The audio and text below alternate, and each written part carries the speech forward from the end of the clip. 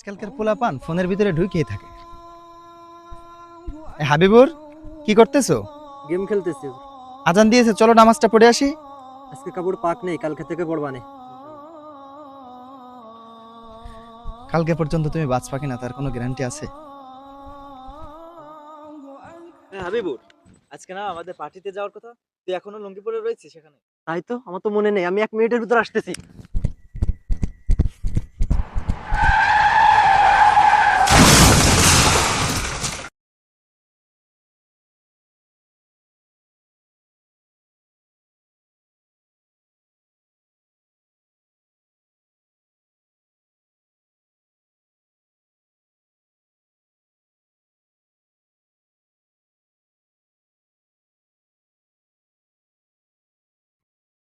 নামাজের জন্য কাপড় ঠিক থাকে না, অথচ পার্টির কথা শুনলে 1 মিনিটের ভিতরেই কাপড় ম্যানেজ হয়ে যায়।